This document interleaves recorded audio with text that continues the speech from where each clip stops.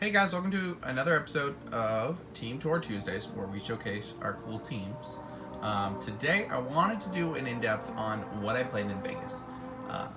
I was going up there with Avengers Swap in my mind because that's when I've been playing for a sealed series. It's what I know, and I could not make it work. I was missing a 15-point Jessica Jones, or I don't remember the other 15-point piece that would have made it work. I just needed it for a swap out, and I could not get it to work. And because you can't swap Cap out on his own swap, so it would have had to be a double swap team. So that didn't work. Day before, we're up there, we're in the hotel room, and I'm like, okay, how do I make this work? I have all of my Avenger stuff. I have everything I could possibly need to try to make it work. And I look at the cards. Scarlet Witch, Sakaarian Iron Man, Captain America, all pieces I was trying to play are celebrities. Both giant girls, which are already on my team, were celebrities.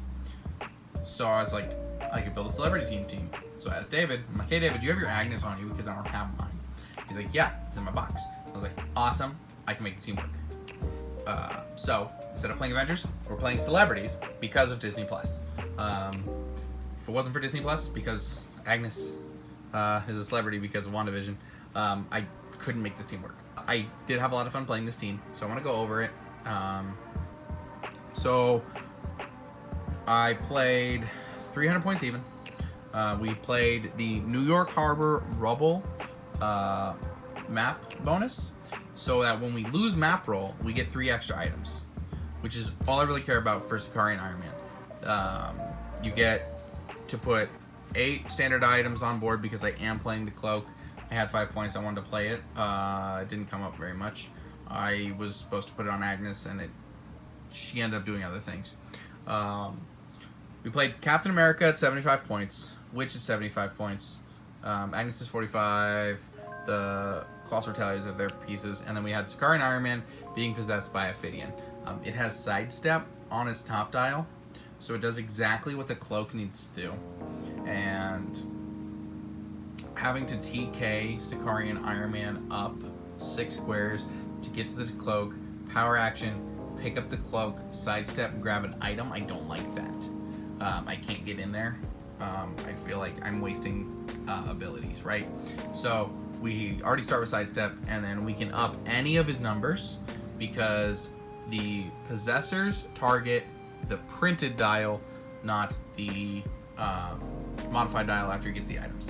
So that's why we go with the possessor, not the cloak. At the beginning of the game, we grab those items with Sakaarian Iron Man. We have them all over the map, so he's able to pick something up and he can constantly go. So we really like that. Witch has her Hex. Didn't come up a lot. You couldn't get into good positioning, but we like the Hex. Agnes makes Scratchy, and Scratchy has synergy with the team. And then we played, our sideline was the 2 Skrull Spies, 2 Sentinels that I borrowed from David, a Destroyer that I borrowed from a local guy, and then Trouble Alerts and Let's Cause Troubles for Grodd, Brainiac, and Black Vulcan. Peggy Carter was our Ultra Chase. We played it because it extends Captain America. It also makes Becky Barnes, so we have an additional piece. But I had a lot of fun playing this team, so I want to go over everything. Just give you an in-depth on why I made the choices that I made, other than it was celebrities. So, starting off, Captain Falcon. Captain Falcon starts the game with Red Wing and the shield equipped for free. On my swap team, I was trying to duplicate those items where I would swap him out, drop them, and then swap him back in at 75 points to have them again, because when you swap and then he starts with them again, which is a thing WizKids probably needs to fix, but we're gonna exploit it because that's an extra 15 points that we didn't pay for. Also, when I was building the team, I misread Sakaarian Iron Man. I thought these counted as the light object that he needed, when in fact they do not. So that didn't really matter, which was kind of why I was okay with going away from Avenger Swap. Next, he's got a trait that's Defend and Willpower. And when friendly characters use Defend, they also get to use Toughness. So if you put somebody next to him that's got a lower than an 18 defense because we're playing him at 75 points, he gets them toughness as well, which is kind of cool. The main reason why I wanted to play him at 75 points is that you just earned this whooping. Force Blast, Hypersonic Speed, Stealth. Hypersonic Speed, very important. But when he uses Hypersonic Speed and hits with a close attack after resolutions, you get to place the hit character adjacent to himself and then Force Blast him for free. So you take him and you throw the character back towards Iron Man or Witch. Ideally, Witch is set up the Hex. So you're throwing them where they have no abilities, or Sakaarian Iron Man's just going to beat them. That was the main thing I really wanted. It's only available on that top click on 75 points, and for the tops on his 125 point dial, but I couldn't get him on that just to have theme. I could have played less characters to have theme because I wanted to lose map roll. I didn't need the New York Harbor map. I just needed the map bonus of 3 extra items. But I couldn't fit an extra 50 points. Like, even if I took off both Giant Girls and the Cloak, that's 25 points. I would have had to take the Possessor off, and then we're into trouble. So I wanted to use the Rubble. Captain America, later down his dial, he's got Charge, he's got Quake, he's got Leadership all the way down, so we always have 4 actions. It's just a cool piece to have. I really like this Captain America. He also sees through hindering because he's Avengers Initiative, and then he has the shield, so on his energy shield deflections, he's at a 21, which is gross and hard to hit. And then you free action, you make Red Wing. Red Wing's got Hypersonic. You get to make Red Wing, and then he drops and make another Red Wing if he dies, but he's an outwit piece with Hypersonic with Precision Strike. Just love having Red Wing on the team. It's just a very good piece. Next up, we're going to go into Sakaarian Iron Man. Sakaarian Iron Man is a very complicated piece, also very meta-relevant piece. At the beginning of the game, you get 3 standard objects anywhere on the map that are 5 squares apart. So you get the 3 that you start the game with, 2 because I'm using a cloak, so I have 2. So I have 5. And I get 3 more if I lose map roll from the New York Harbor Rubble, and I get to generate them infinitely if I don't. So we start the game with 8, and anytime he picks one up, you can put it on his card, and then at the beginning of the turn, you choose a standard attack or movement power, and then he gets to use that until your next turn, and he gets +1 to all his stats for every light object on it, so he can get up to +2. And when he takes damage, you can choose to break one of the items that are on him and deal him 1 unavoidable damage instead, which is really good because you have to deal a lot of damage to him multiple times to get through that, which is kind of nice. Ophidian also has a reducer on top dial. He has invulnerability, so you can hit him with an attack and be like, oh, it's 2 damage, I choose not to take anything. So there's just some cool plays. And he's got willpower always, and then he has Outwit and Perplex on his first 4, and then Perplex down. We can always bring these numbers up where he's hitting in a 5 because of the way that the Possessor works. Is you just pick up the damage, and that ups that to 3, and then he gets +2 more from his items. It's just very strong. I like him with a Possessor. You should definitely play him with a Possessor if you have one. Sakaarian Iron Man was targeted as the scariest character on my team, but I tried to make Captain America that, which was really fun because they go after Captain America before Sakaarian Iron Man. Did forget to mention, we're gonna backtrack real quick. When Captain America dies, you get to make Peggy Carter. This is the Ultra Chase Peggy Carter. It's a very fun piece. It came up a couple times. One time I didn't want to make it. So she has, when a character named Captain America or Steve Rogers at 50 points or more is KO'd by an opposing attack, you place Peggy in her square and then deal her the remaining damage from the attack. So it does carry over the damage. But when she starts, you get to generate Becky. Becky is sidestep, 11 attack, 18 defense with combat reflexes, and 2 close combat expert. So she's a 12-3 hitting people and has sidestep, so she's going to get in there. It's very good to have. Peggy also is Living Legends, so the first time that she's KO'd, you roll a dice, heal her equal to half the results, and she's not dead. She starts at her 50-point line, but she just gets an extension, which is just kind of nice to have that extra little bit, because it could be the difference between you winning and you losing, because they score the 75 points for Captain America, but then you have this piece that's equally as annoying. If she doesn't take any excess damage, she has leadership, precision strike, which is kind of nice. If not, she has in power, so she can up people's close, which is kind of nice. And then she has support on her lower dials, so depending on where she is, she fills in whatever niche she needs to. I brought her in most every game. We have the Witch. Scarlet Witch starts the game with the Darkhold. Darkhold comes with both the Agatha Chase and the Scarlet Witch Chase. It lets you choose 2 effects when you choose, which is Probability Control, Perplex, and Outwit, and you keep them until you choose again. She also has the Chaos Marker. Hers is, you generate it in your square. If she's more than 3 squares away, you remove the Chaos Marker. Other characters within 3 squares can't use powers, meaning that you throw it up, they can't use their defensive powers, they can't use attack powers. You basically make a kill box of 9 squares.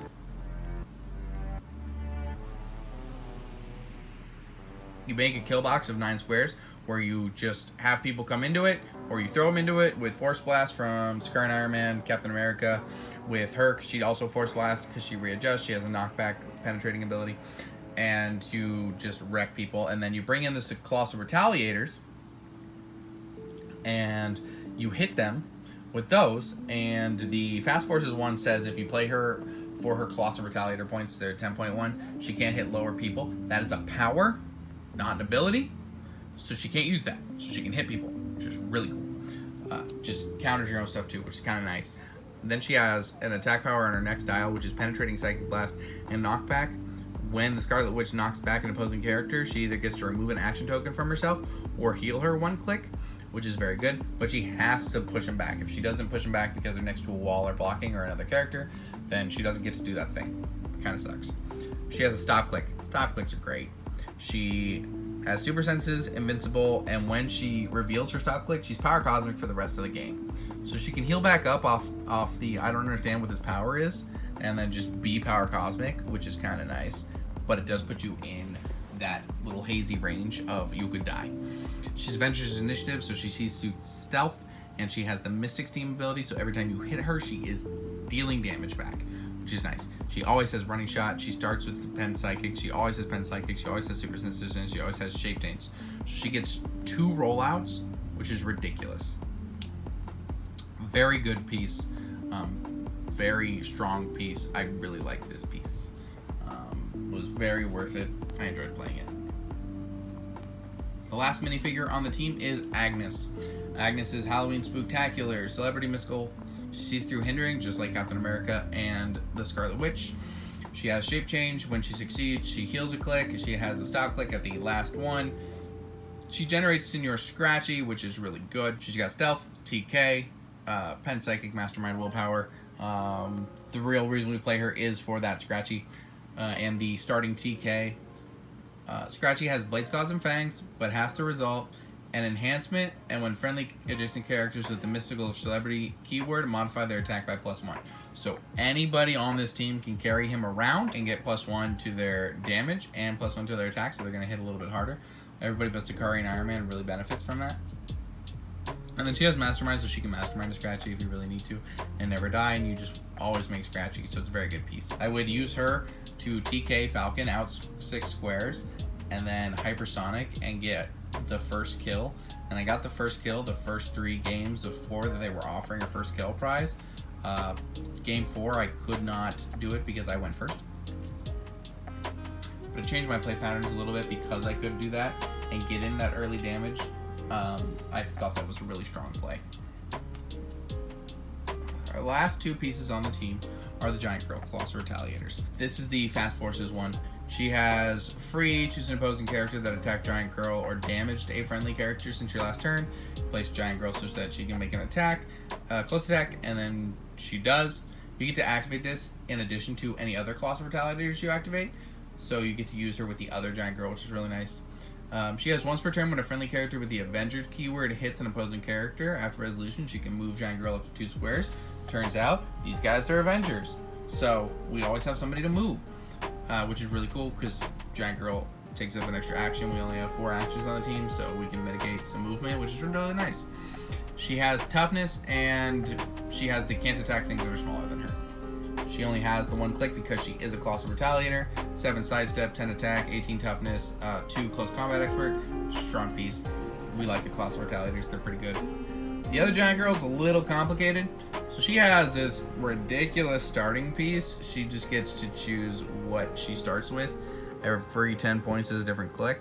So last thing, she starts on her same click. She keeps getting bigger. She may heal past her chosen starting line, but can't heal except for this trait. When she KOs an opposing character after resolutions, roll a d6 and heal her a number of clicks equal to half the result. So you can get her up, and she just gets better and better, which is really good. She has her Colossal Retaliator, which is choose an opposing character to attack Giant Girl or damage a friendly character, and move her so you can make the attack. Last click is a charge, 10 attack, 17 close combat, 3 damage. Rarely we get her up that high unless we're playing like a tokens team or something where you can get her in on the last attack. She doesn't really get to heal just to have that life, but you just use that last little bit and use her as the Colossal Retaliator that she is. She's just a very good piece. So this was a little bit longer than our normal team tour Tuesdays. I just wanted to really go in depth onto the choices that I made on why I made them. I really enjoyed playing this team. You guys heard how I did at Vegas with this team.